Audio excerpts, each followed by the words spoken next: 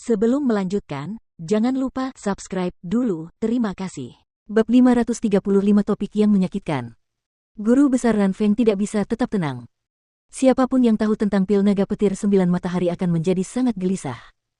Persyaratan untuk meramu pil ini terlalu berat. Pertama, air suci 9 matahari, yang merupakan bahan langka dan sulit diperoleh. Bagian kedua, yang paling penting, sang alkemis sendiri harus meramu pil ini sambil menghadapi kesengsaraan surgawi. Di seluruh benua ilahi, tidak pernah ada seorang alkemis yang mampu mencapai ini.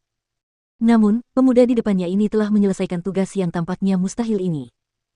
Hal ini menyebabkan kesan guru besar Ran Feng yang sudah tinggi terhadap Jiang Chen mencapai tingkat baru. Ini adalah monster abnormal yang sebenarnya. Teman kecilku, kamu benar-benar pria yang luar biasa, kata guru besar Ran Feng, nadanya dipenuhi emosi campur aduk. Setelah memberi Big Yellow Pill 9 naga petir matahari, Jiang Chen akhirnya merasa agak rileks. Baru sekarang dia mengarahkan pandangannya ke seluruh aula yang luas. Saat memeriksa sekelilingnya, dia melihat sebuah negara bagian di bagian depan aula. Saat dia melihat wajah patung itu, ekspresinya langsung berubah. Leluhur Green Lotus. Jiang Chen berteriak kaget. Di kehidupan sebelumnya, dia hanya punya sedikit teman, dan leluhur Green Lotus jelas salah satunya.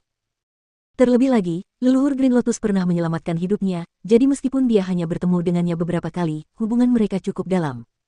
Reaksi Jiang Chen mengejutkan guru besar Ran Feng dan Tairen. Leluhur Green Lotus adalah seorang pria yang hidup ratusan tahun yang lalu, tetapi Jiang Chen benar-benar dapat mengenalinya. Umat Buddha jarang berinteraksi dengan dunia luar, apalagi dengan keberadaan yang perkasa seperti leluhur Green Lotus. Teman kecil, kau kenal tuanku. Guru besar Ran Feng terkejut dengan jawaban Jiang Chen. Jiang Chen kini menyadari bahwa ia telah kehilangan ketenangannya dan memanggil nama leluhur Green Lotus. Sekarang ia harus menemukan cara untuk menjelaskan reaksinya. Namun, ia tidak bisa begitu saja memberitahu mereka fakta bahwa ia bereinkarnasi, karena itu adalah kepalsuan yang akan mengguncang seluruh dunia ini. Menjadi bereinkarnasi dan memiliki keterampilan transformasi naga, itulah rahasia terbesarnya. Bagi seorang monster tua yang telah menjalani dua kehidupan seperti dirinya, ia tahu bahwa rahasia seperti itu hanya dapat diketahui oleh dirinya sendiri, dan tidak ada orang lain. Jika tidak, hal itu berpotensi menyebabkan keributan yang luar biasa.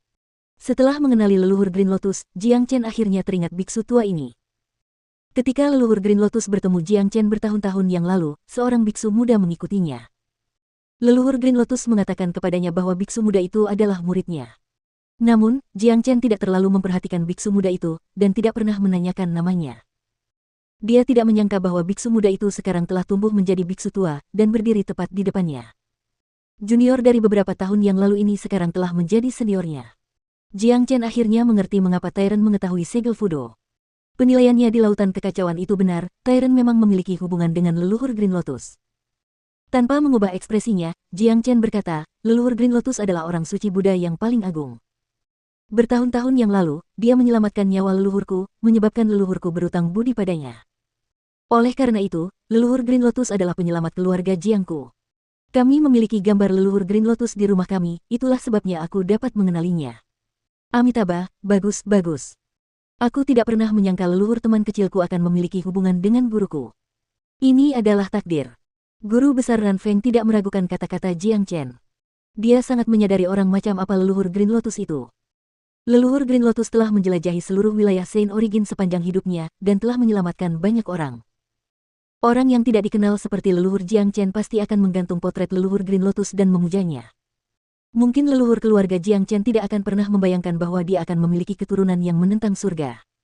Guru besar Ran Feng sangat gembira. Ia gembira mengenal seorang jenius seperti Jiang Chen, dan sekarang, mengetahui bahwa gurunya pernah menyelamatkan leluhur Jiang Chen, ia bahkan lebih gembira lagi.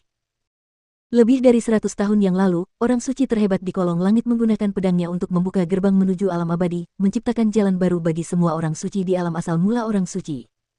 Dengan basis kultivasi leluhur Green Lotus, aku yakin dia telah naik ke alam abadi. Jiang Chen menyelidiki dengan cermat. Itu sudah pasti. Leluhur Master adalah seorang pria dengan kekuatan yang luar biasa dan basis kultivasi yang tangguh.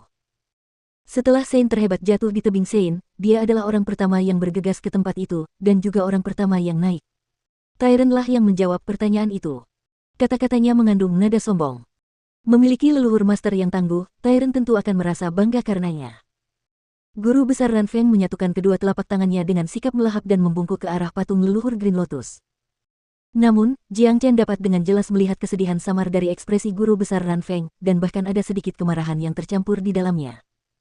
Ini tidak normal, seorang biksu terkemuka seperti guru besar Ran Feng tidak akan pernah dengan mudah menunjukkan emosinya, dan tidak akan mudah marah. Namun, setelah menyebutkan kenaikan jabatan leluhur Green Lotus, ekspresinya segera menjadi tidak nyaman. Apa yang dikatakan hal ini kepada Jiang Chen? Itu berarti ada sesuatu yang tidak beres dengan kenaikan jabatan leluhur Green Lotus. Mungkinkah Green Lotus belum naik? Jiang Chen tidak dapat menahan diri untuk mengerutkan alisnya. Orang lain mungkin tidak tahu apapun tentang kekuatan leluhur Green Lotus, tetapi dia sangat menyadarinya. Leluhur Green Lotus layak disebut sebagai penganut Buddha yang lebih kuat. Sebagai orang suci yang paling hebat, Jiang Chen tidak pernah mengagumi siapapun selain leluhur Green Lotus. Dia selalu merasa bahwa jika dia dan leluhur Green Lotus bertarung, peluangnya untuk menang hanya 60%. Jika mereka harus mencari tahu siapa orang suci terkuat kedua di bawah langit, itu pasti leluhur Green Lotus. Selain itu, ada satu hal yang membingungkan Jiang Chen. Baru saja, dia menggunakan keterampilan Great Soul Derivation untuk memindai seluruh gunung. Di seluruh gunung, hanya ada guru besar Ran Feng dan muridnya. Setelah Tyrant pergi, guru besar Ran Feng adalah satu-satunya yang tersisa di tempat ini. Situasi ini mengganggu pikiran Jiang Chen. Dengan status leluhur Green Lotus, keturunannya seharusnya menikmati perlakuan yang baik di wilayah barat. Bagaimana kuil Lei Yin Agung bisa membuat mereka tinggal di gunung yang buruk seperti itu? Bahkan jika leluhur Green Lotus dikeluarkan dari persamaan, guru besar Ran Feng sendiri adalah orang suci minor tingkat 9, dan seorang pria dengan kekuatan seperti itu seharusnya memiliki posisi tertinggi di kuil Lei Yin Agung. Jiang Chen sampai pada kesimpulan bahwa guru besar Ran Feng pasti telah menyembunyikan sesuatu dari Tyrant.